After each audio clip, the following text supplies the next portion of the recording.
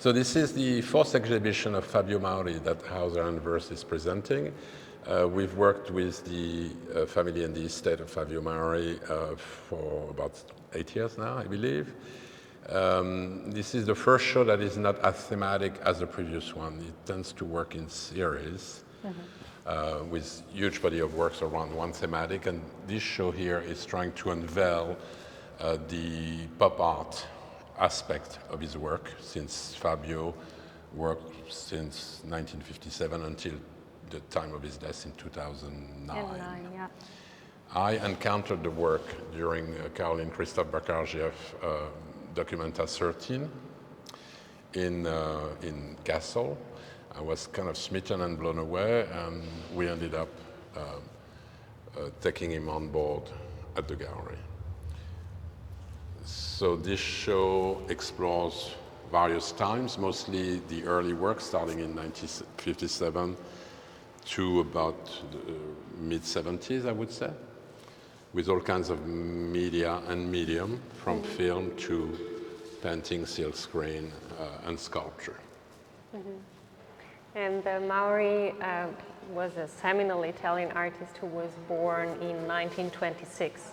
So he was also a generation who, of course, witnessed the advent of fascism and the war. This was very, very traumatizing for him, and also became a very important topic in his work. So a lot of his work deals with ideology, with politics, but also with how media operates and how media is used to disseminate ideology. In this exhibition, as Olivier mentioned, the focus is really on Mauri's pop-related works. So of course the notion of media is very interesting also in the context of pop, because media is used to disseminate popular culture. Some of Mauri's most iconic works in the show are his so-called schermi. These are screens. Mauri picks up on the shape and the rounded edges of the TV screen. All the cinema screens. So here you have the two important work here, the two major work are the early one, this one, which is more like a cinema screen, in fact, 1957, and the small one over there, the sculptural painting, which is a screen also from 1957. Which is really when he starts developing this concept and this idea, which he uses throughout his career, pretty much. Mauri's idea in also highlighting the physicality of the screen itself consists in rendering the mechanisms of media visible. So normally, when we look at the screen, we look at the content that is projected onto the screen or showed on the screen, right?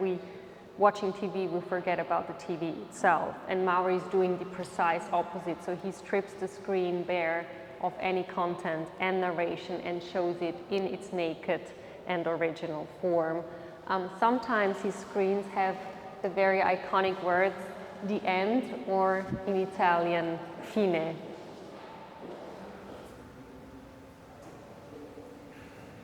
So with these two works here, Leo Castelli, this is clearly I guess you could say the beginning of the battle. It's not really a battle, but it's how you define pop art. Who's the first, and is that really important or not? However, in 1964, Rauschenberg is awarded the Golden Lion at the Venice Biennial, while Italians such as Fabio Mauri or Schifano were already working with the idea of the a pop element or something very colorful or cartoony or whatever. With Mauri, it's a natural in a way, because he's part of a family of publishers who are the first one to invite and to bring Walt Disney to Italy, for instance. So he is very close to this world in a way. Leo Castelli epitomized the idea of the pop with the artist he represents. He's also Italian, as you pointed out before, but he's in America. Same thing for Al Capone, behind me, which is from Italian descent and a mafioso in Chicago. Yeah, so often in this exhibition there is an emphasis on the relationship between Italy and the United States. So commonly people associate pop art with the United States, but of course it is a movement that was also very strong and extremely interesting in Europe. And Mauri, not without humor, also hints at this complicated relationship between the United States and Europe in this regard. Here, America is present via two modified US flags. Again, the use of vibrant color that we also see in this series titled Gangster, that figures the prominent and very notorious figure of Al Capone.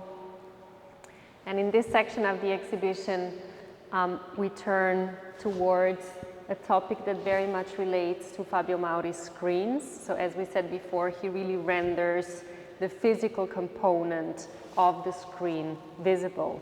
Here, he uses the light of the cinematic projection as a material for his sculpture. So again, just like the screen that kind of disappears behind the projection, the light cone itself is often invisible as we focus on consuming the content itself. But Mauri flips these mechanisms and puts the emphasis on the mediatic machinery and on how it is constructed.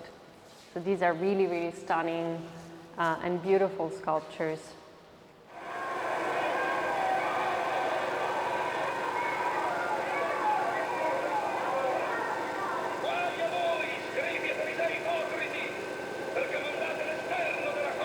So this very, very iconic work is titled L'Intellettuale. It's from the mid-1970s, and it is both about friendship and about authorship.